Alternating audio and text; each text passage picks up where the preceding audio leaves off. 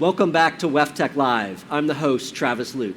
Going to have a conversation now about data management and data optimization. I am joined by two guests from Innovyze, an Autodesk company. Have Patrick Bonk. You are the Product Marketing Manager, Global Operational Analytics and AI. Yes. And have Javier Cantu. You are Platform Solutions Architect. Very excited for this conversation. The water sector has been talking for a number of years about go get that data, get data, get data. It's going to be a game changer. Yes. What kind of situation has all of that emphasis with data put utilities in? It's a complex situation. I think it's offered a lot of great promise to the industry, but a lot of people are feeling left behind in their pursuit of digital transformation. Water utilities, from the beginning to the end of time, are going to have to deal with certain issues. So legacy challenges like aging infrastructure, water loss, leakage, combined sewer overflows. They're always going to have to confront these issues and work as a utility. And then now they have the promise of data collection and all that digital transformation has to offer. But what they're finding is there's complexity in terms of realizing the benefits behind that data. So for example, we're finding general statistics indicate 5 to 20% of data being collected is actually being utilized for decisions. And about 20% of an engineer's time is wasted just shifting through data and trying to manipulate it so that they can make sense of it. So there's a lot of data that's being collected that's kind of just sitting there and with untapped potential, if you will, or maybe even data they didn't need to collect and shouldn't even be sitting there in the first place. Yeah, so it's idling, it's sitting in standalone systems, and it's not available to everybody in the organization. Okay. So you all are experts in this. How would you recommend that utilities go about collecting and managing data? What's the playbook? I would say the starting point is setting an objective for the problem you're solving and then understand the data you're collecting. So continue to invest in live data acquisition. The live data is the key part, but then understand the large amount of data sources available to you, and then how you can make better use of those through live operational systems. So you're looking at weather forecasts, GIS information, your investigations data, SCADA, your operational systems, AMR, AMI, so your live flow, pressure, sensor readings from the field. You need to be able to bring those together and make sense of that, and then relate it to the actual problem you're trying to solve. So a nice way to conceptualize all this is to look at the time horizon in which you're solving your problem. So if you look at your past state of your network or your treatment plant, you could do a historical analysis. If you're looking at the present, then you're looking at what's happening in that present moment from an alerts and alarm standpoint for incident management. And then you could look at a forecast future prediction scenario for things like optimization. And with optimization, you're looking at bringing down your energy usage and you can reduce the amount of chemicals being utilized in your systems as well. So you mentioned some topics there, some specific topics that water utilities are working on, challenges they have. I'd really want to dig into what utilities are looking to accomplish with their data, or what they should be looking to accomplish. Not just how they manage it and how they gather it, but then what's the use of that data? I would say optimize would be the word. Okay. So they're looking to optimize their operations.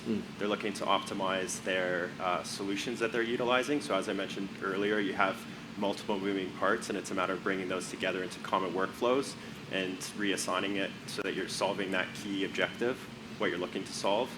And I would say, so it was your operations and your decision making. Again, looking to utilize that data within your decision-making process is a critical component. That optimizing word, can you just define that a little bit? What does that mean to kind of optimize operations? Yeah. Javier? No, I'd love to take, and I'd like to add actually a little bit more to that as well. There's a lot of benefits, but at the end of the day, water, wastewater, level of service, and being able to provide the right type of water, being able to justify our work, right? Overall, as engineers, we're constantly trying to justify either rates if you're an owner, or you're trying to justify just why you can't do so much with your plant. And the only way to do so is by collecting the right amount of data, do root cause analysis. And all this data ultimately helps train as well, because we know that there's a gray tsunami coming into the industry, right?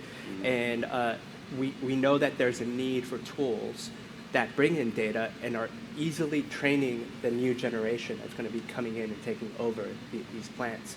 In regards to optimization, that's just like, I would say, probably the end benefit of what you get from pulling all of this together. Optimization can be anything from doing a lot more with less to just being able to identify a workflow, such as like working with your consultants, engineering consultants, and reducing the amount of hours that it takes to define that root cause analysis within like a process stream, process area. It could be anything within those times. I hear though, like efficiency and effectiveness kind of in there, as like you're just going to be a lot more of those things if you can be optimizing what's going on. Autodesk, the water portfolio that Autodesk has, how can that help?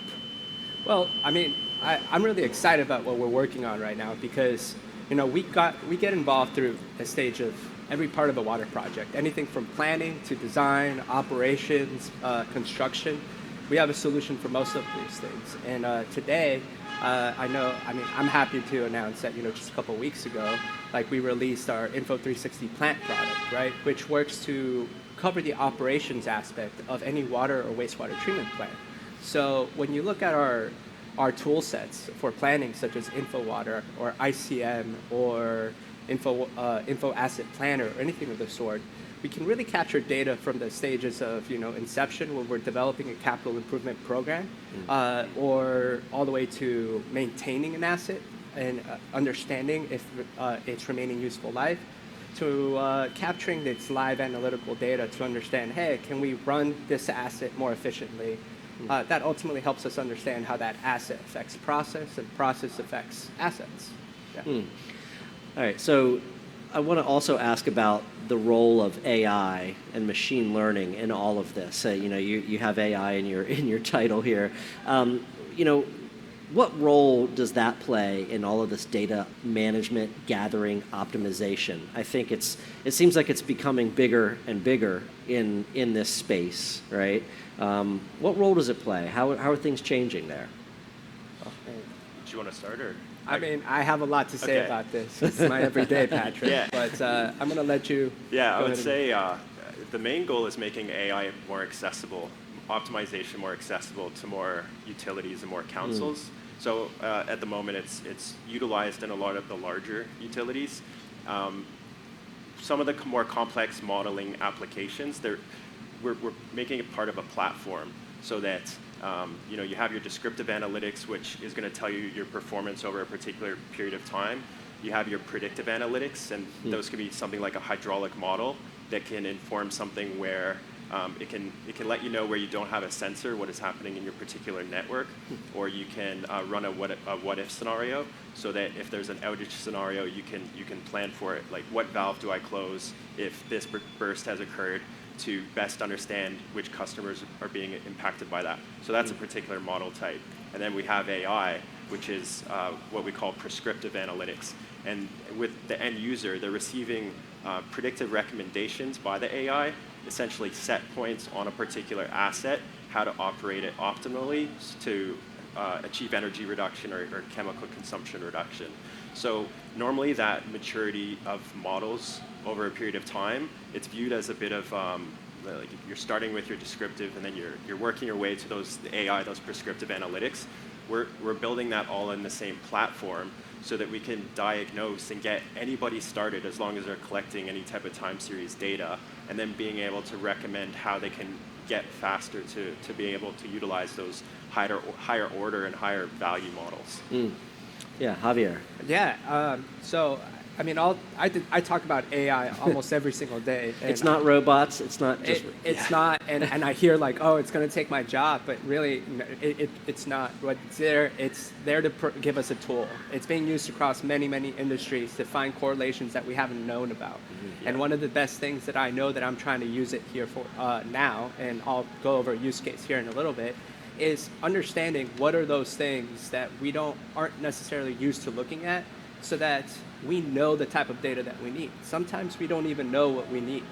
And AI can find some of those correlations or identify some of those spots where we may be missing data, or maybe we're investing too much on data that's not useful to us, right?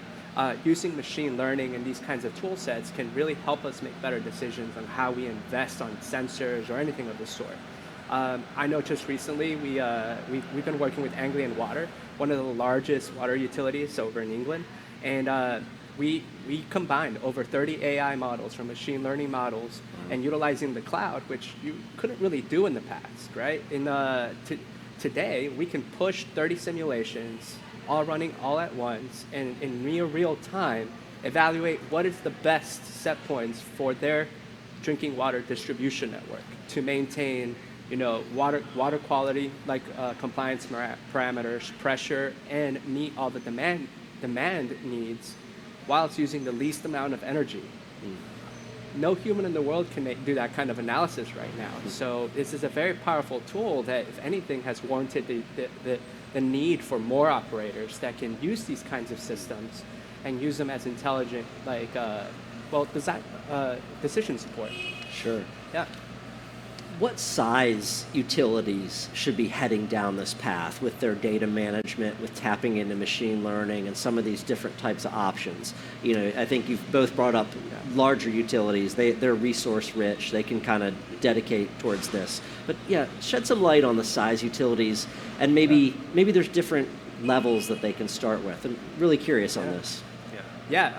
I'm going to go ahead and just take it away if you don't mind. I'll let him add. My mic's going to pop off if I turn that way. You can add detail here in a little bit. Go ahead, but really, AI is for everyone. And there are different levels to get started in machine learning and artificial intelligence. I know over at Innovyze, part of Autodesk, we have different entry points for different types of utilities, depending on the outcomes that they're looking for. The overall journey to get there is just that. It's a journey. Digital transformation is a journey, and we kind of need to start that process now, even if AI isn't something that you can do right now, because the process of implementing artificial intelligence in any organization entails a process where you have to kind of audit and evaluate your best management practices, the data that you collect, how you collect it, and it really makes everybody accountable. And that's really something that I feel like we're all working every day to get better at anyways. Sure. Yeah, Patrick. And that's being Javier mentioned the cloud platform and the ability of the cloud to run all those simulations in parallel to be able to provide the output in a fast enough time, in a rapid enough time for that particular scenario. A decision has to be made. The other main benefit too is the cloud provides access to everybody. You're essentially logging in through your browser to be able to access the data originally. So we've designed Info360 Plant so that your plant information is there, and you're easily able to readily pull up the data within your workspace. Now you can have an external expert, a data scientist team, a consulting company, go and build those workspaces on your behalf, and then hand it over. So what we call a common data environment. It's a digital project handover. You have workspaces available to you so that you can just do those initial data reviews and understand how you're better informing your decisions from that. And then over time, you can build out and diagnose where AI is going to be applicable to those particular optimization use cases, as Javier was mentioning. Fantastic. Well, we all know how quickly technology is just changing. It seems exponential, the rate of change. And so you all are keeping up with a lot.